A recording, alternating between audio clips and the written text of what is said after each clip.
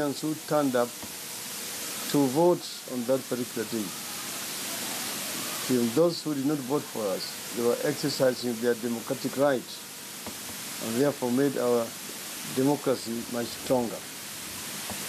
But we thank particularly our NASA supporters for turning up in such large numbers and voting for us. The elections must be held by next month.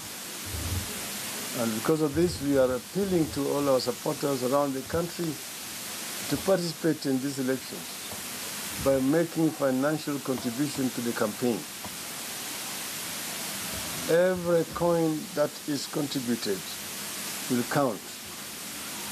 We're asking people to contribute to the 10 shillings, 100 shillings, 1,000, 100,000, a million, whatever you can afford.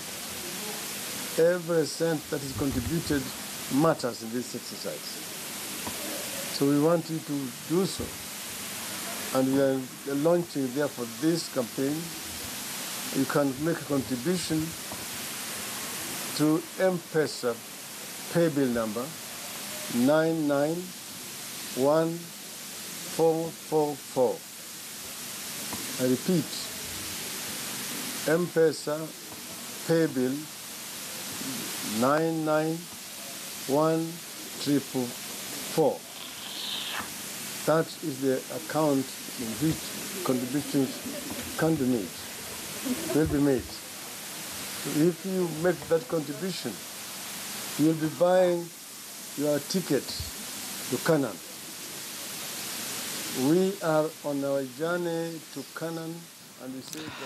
Well, that is NASA's presidential candidate Raila Odinga addressing the press right now at the Okoa, Kenya headquarters. We're going to resume with that press briefing any moment from now. But what we've gathered so far is that NASA are trying to call on Kenyans and their supporters, to fundraise for them. If he has given a paybill number, they're saying that he needs their support at this time, that they're